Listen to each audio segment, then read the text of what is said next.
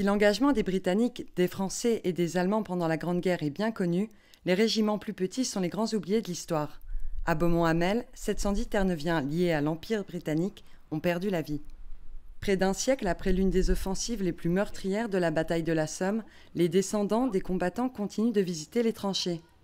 Un grand caribou, symbole de cette province désormais canadienne, veille sur ce lieu de mémoire. Visite guidée avec Vanessa Bursey pour revivre l'attaque sanglante du 1er juillet 1916. On peut avancer, s'il vous plaît? Oui.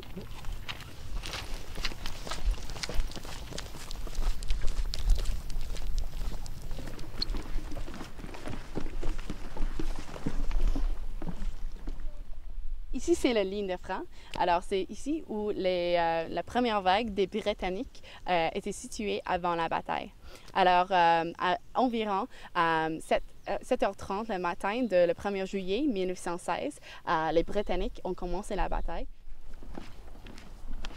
La tranchée continue en arrière, juste par là. Et c'est dans cette direction, dans ce côté, que les Terneviens ont avancé dans le champ de bataille. Les Allemands savaient combien de Terneviens qui étaient là et combien d'hommes qui étaient une partie de cette deuxième vague. Pour cette raison que les Terneviens avaient beaucoup de pertes. Il y avait 710 de ces hommes qui étaient tués ou les corps n'étaient pas trouvés après la bataille était terminée il y a 45 minutes plus tard.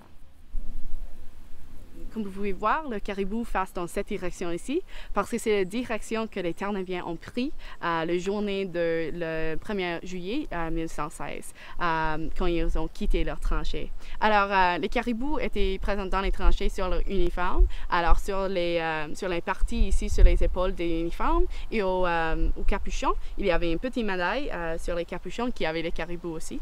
Alors aujourd'hui, le caribou est encore présent sur les uniformes de régiment Terneviens.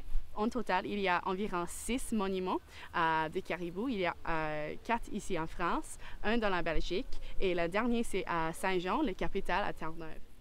Pour l'histoire Terneviens, ça a joué un grand rôle dans le développement historique parce qu'il y avait beaucoup de pertes ici et beaucoup de pertes affectaient l'économie à Terre-Neuve. Alors c'est pour cette raison qu'ils ont joint du Canada.